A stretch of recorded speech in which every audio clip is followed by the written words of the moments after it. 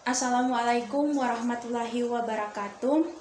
Perkenalkan, nama saya Amira Palawa dari kelas PBIA. Pada video ini saya akan menjawab soal final test mata kuliah English for Specific Purposes atau ESP sesuai dengan pemahaman saya.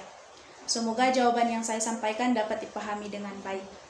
Baik, saya akan mulai menjawab pertanyaan pertama, yaitu menjelaskan pengertian English for Specific Purposes atau ESP dan perbedaannya dengan General English. Menurut saya atau menurut pemahaman saya, English for Specific Purposes atau ESP adalah pembelajaran bahasa Inggris yang dirancang untuk tujuan atau bidang tertentu, misalnya pariwisata, kesehatan, bisnis, atau teknik. Jadi materi yang dipelajari itu harus disesuaikan dengan kebutuhan siswa agar bisa digunakan dalam bidang yang mereka pelajari atau pekerjaan mereka nantinya. Sedangkan General English adalah bahasa Inggris umum yang digunakan untuk komunikasi sehari-hari. Misalnya yaitu memperkenalkan diri, berbicara tentang keluarga, hobi, atau aktivitas sehari-hari. Jadi perbedaannya adalah ESP lebih fokus pada kebutuhan tertentu, sedangkan General English digunakan untuk komunikasi sehari-hari atau komunikasi secara umum. Selanjutnya, saya akan menjawab pertanyaan kedua, yaitu menguraikan dua karakteristik utama ESP dan menjelaskan mengapa karakteristik tersebut penting dalam perancangan pembelajaran. Karakteristik pertama adalah ESP itu disesuaikan dengan kebutuhan siswa. Sebelum pembelajaran dimulai, guru harus mampu mengetahui apa yang benar-benar dibutuhkan oleh siswa, agar sehingga materi yang diajarkan menjadi lebih bermanfaat. Karakteristik kedua adalah materi pembelajarannya sesuai dengan bidang tertentu. Misalnya, siswa pariwisata belajar secara melayani wisatawan menggunakan bahasa Inggris, sedangkan siswa keperawatan mampu belajar atau berkomunikasi dengan pasien. Jadi menurut saya, kedua karakteristik ini penting karena membuat pembelajaran lebih relevan atau lebih mudah dipahami, dan bahkan juga dapat langsung diterapkan dalam dunia kerja atau pendidikan. Berikut saya akan menjawab pertanyaan ketiga berdasarkan studi kasus yang telah diberikan.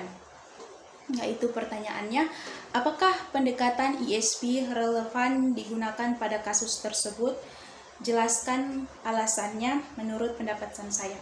Menurut saya, ya, pendekatan ESP sangat relevan digunakan pada kasus tersebut karena pada saat ini lembaga pendidikan tetap ingin menyampaikan atau menyiapkan lulusan yang mampu berkomunikasi dengan wisatawan asing dan mitra internasional. Ya, jika pembelajaran hanya menggunakan bahasa Inggris umum, kemampuan siswa mungkin belum sesuai dengan kebutuhan di bidang pariwisata. Jadi oleh karena itu, dengan menggunakan pendekatan ESP, siswa dapat mempelajari kosakata, percakapan, dan situasi yang benar-benar mereka butuhkan saat mereka bekerja. Selanjutnya, saya akan menjawab pertanyaan keempat, yaitu menentukan apakah konteks tersebut termasuk EAP atau EOP dan menjelaskan alasannya.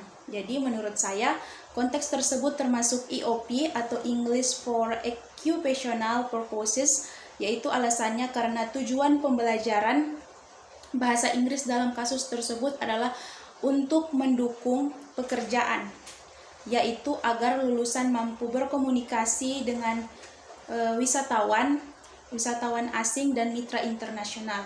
Jadi fokusnya adalah kemampuan bahasa Inggris, yaitu digunakan di dunia kerja bukan untuk kebutuhan akademik.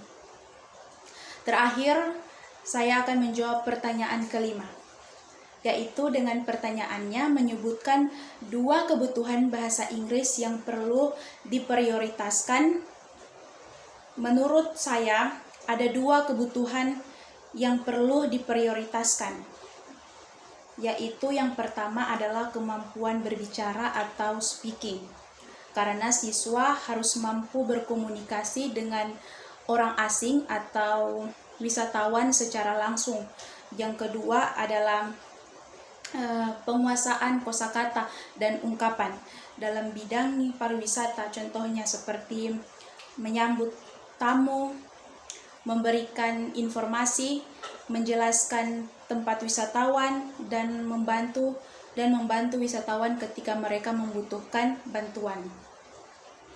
Dengan menguasai dua kemampuan tersebut, lulusan akan lebih siap menghadapi dunia kerja nantinya. Demikian jawaban yang dapat saya sampaikan pada final test mata kuliah English for Specific Purposes atau ESP.